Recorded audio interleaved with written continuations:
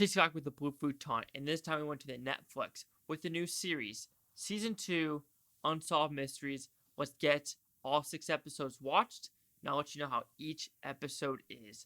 Let's do this.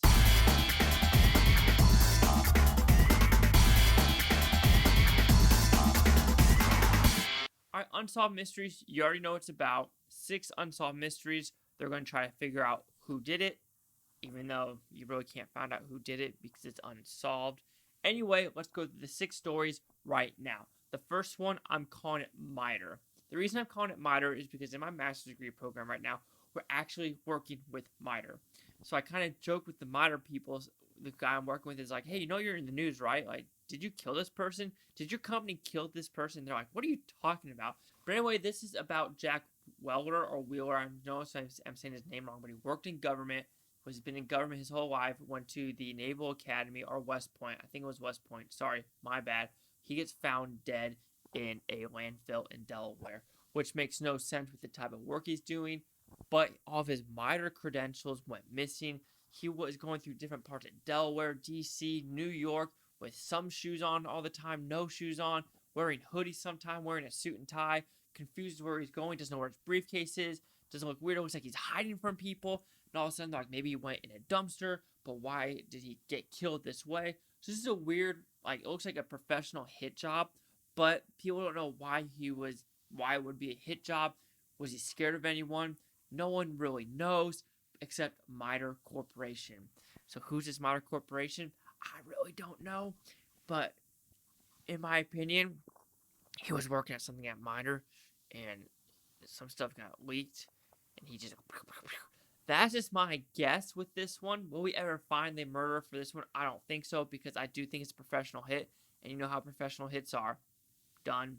Don't talk about it ever again. I've seen way too many movies. So that's the first one. It was very interesting. Good way to start it off. And maybe because I was more interested because of the whole MITRE angle, I'm like, wait a minute. Alright, in the second one, we decided to go across the world to this unknown female who committed suicide in a very nice hotel room in Oslo. I think it was Sweden or Norway. Sorry, it's Oslo, Norway. And of course, no one knew what was happening. Guy knocks on the door, gunshot, boom. They find her dead on the bed, gun in the hand. But the problem is the gun in the hand is literally the trigger is on her thumb. So she would have to like do this and then drop her hand once she kills herself perfectly on her chest. But the cops said suicide just because no one knows her name. Like, literally, aliases, none. Family, none. Absolutely no information about her. When she checked into her hotel room, no credit card on file. Someone else paid for it. The address she put on her thing, it doesn't even exist. Even though it's a small city where someone needs to know about something about this city, fake. Her name, absolutely fake. There's a one guy that came with her. Don't know who he is. Hotel, very, very fancy hotel. Wasn't cheap. She committed suicide there. Or did she? So this is a very interesting one it's a cat and mouse game because there's a guy who really wants to figure out what's going on because it's kind of sad that this is an unmarked grave, basically. No one knows her real name. And of course, DNA test, because this was in the 1994, I want to say, 1993 where this happened. They did DNA test in 2016. It's still unsolved mystery. So I find this one another interesting, unique one where you're like, who is this person? How can people actually just be that? Well, maybe in the 90s you can because you don't have all the social media and digital footprint.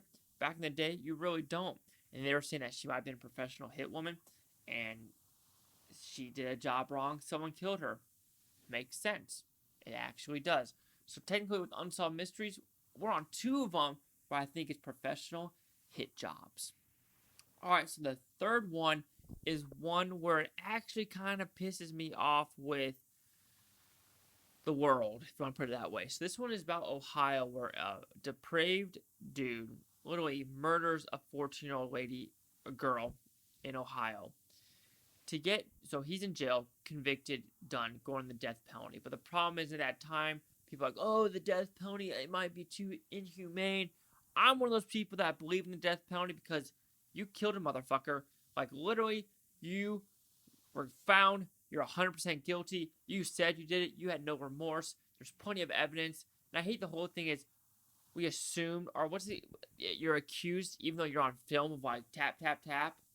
You're not accused anymore, or you're not, you, I don't know the exact legal terms, but since you didn't go to court yet, that we can't say you actually did it, even though we have you on film doing it, like the Colorado shooter during the Dark Knight, the Tennessee massacre, and the church. We know they did it. Let's not saying they're accused. They did it. There should be maybe like a trial a week from then saying, you killed 8 people. You killed 13 people. You went in the movie theater. You went in the church. Death penalty. We'll see you on the table in a week. It literally shouldn't be that. And the whole, oh, what about mental argument? Like, he wasn't mentally unstable. Sorry. When you decide to kill people, that argument, sorry. Nope, nope, nope, nope. That is my opinion. But with this story is the prison, the jail, had a program where put these murderers on the street that's to go buy Christmas gifts that can do whatever they want without guard supervision. What the fuck is this program? You're going to let this dude who murdered a 14-year-old girl going from a laundromat to get changed. You're going to let this guy go into the public, buy Christmas gifts, and then get away. And then, to make it worse, there's warrants for his arrest. He was caught, but the right paperwork and jurisdiction was not in the system. So when he was arrested again, he was just released. What the fuck is happening with our system on that level? Like, unacceptable. This guy is still at large. If you see him, get his ass. He deserves the death penalty. I'm sorry. I'm one of those people that believe it. And that is that one that made me mad. Number 4. Yes, this one is not actually an unsolved mystery. This is about the tsunamis in Japan in 2011. This one is the most beautifully haunting episode that I've ever watched of anything. This is about the tsunami, like I said, in 2011, earthquake, tsunami, and over like 20,000 people died. Horrible. The imagery in this episode of showing the actual tsunami going through the city, taking cities away, taking buildings, cars, just didn't care. The water was taking land back, and it was just so horrible. But this is talking about the ghost stories of how Japanese culture sees death differently than like American other places. Where this one, they kind of say like, you know those paper doors in Japan? That's how close death and life is. That skinny paper is life and death. So it's almost like you're in the same world together. And that's what this episode shows is people getting possessed. People riding taxis and all of a sudden someone needs a ride. They drive 50 miles. The guy in the taxi is gone. It was a ghost trying to find its way home. The emotional impact for this one hit me so hard that this was like so hard to watch of like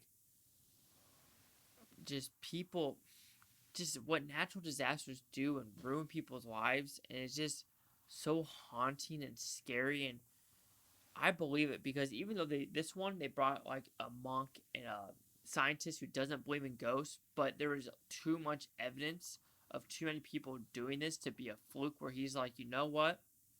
This could be true of just souls just trying to go home. And that's what this movie is. And there's one haunting one about this girl being possessed. And then the whole story is her, a young kid, and her brother. They're trying to run away from the water.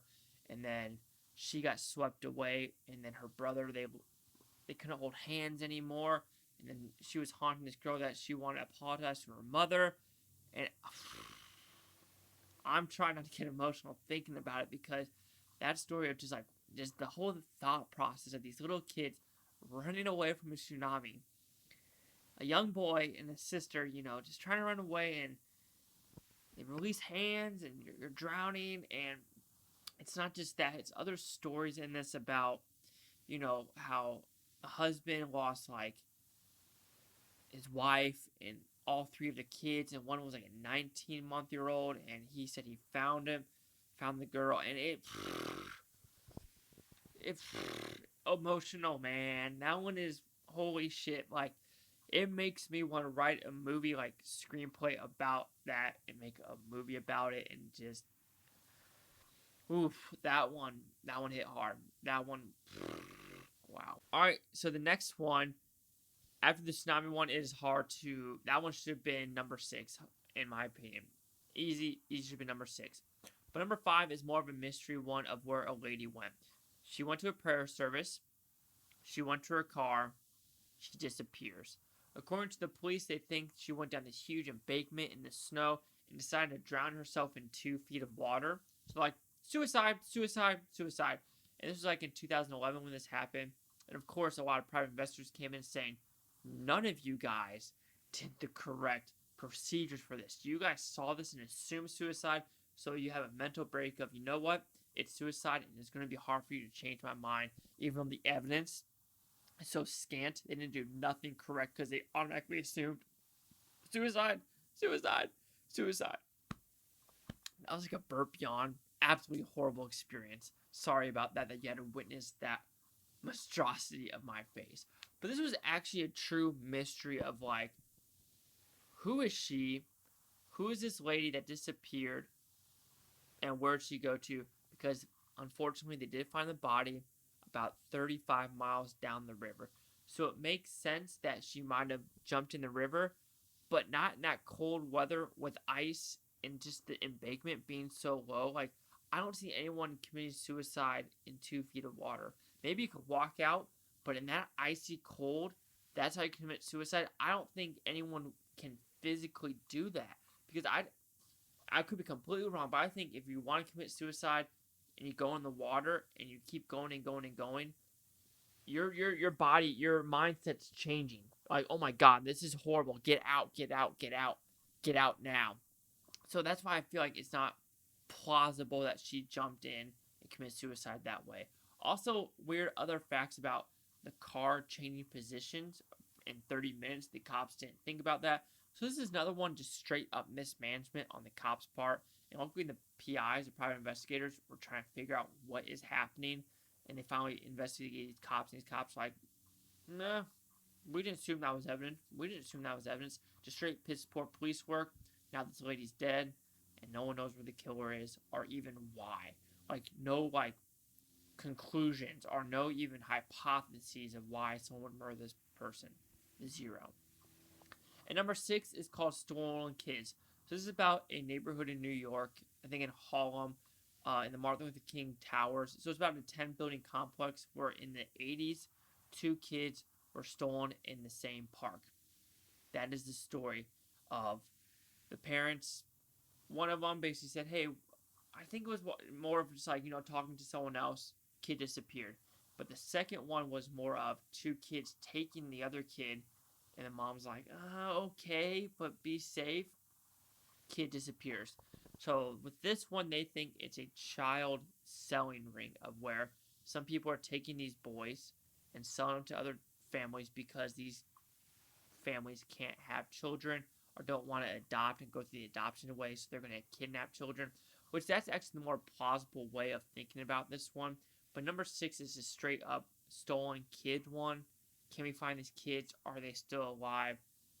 Who knows? Like, because there's no bodies, no evidence of who stole the kids, nothing, absolutely nothing. So hopefully that's what it is, because they do show some evidence in this movie of it happened before, of people dressing up as nurses, stealing kids. Then 23 years later, the kid realizes, or the kid wants to get married, and the birth certificate's like, this isn't real. This ain't real. And the kid's like, what the fuck? So there's that. So Unsolved Mysteries Season 2, that's my glimpse of it. Sorry I went a little bit long with this one, but it's another good, not great, I would say. The mysteries in the first one were a lot better, but the tsunami one is just so emotionally perfect, of like, it makes you just think about life, think about what could happen tomorrow. Well, they all kind of do that, but man, that one hit home. If it wasn't for the tsunami one, I would have done this one lower than the season 1. But the tsunami one puts it at the same level as season 1. So Unsolved Mysteries Season 2 will receive a 4 out of 5 with Futons. which goes at 80%. So let's see the Critics' News scores gave this one. So you do have the critics at 80% with 5 of them, and the audience score is 73, 11 of them only, and no critic consensus. I'm just curious if any of them talk about, yeah, no, all of them are basically saying one of them, blah blah blah. But tsunami spirit brings us back to the reality and reminds us that those affected in those cases, Japanese culture.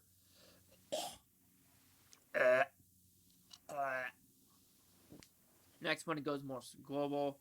A lot of people are saying bad, bad, bad. Who's the side of a tower? Okay, you're not talking about that.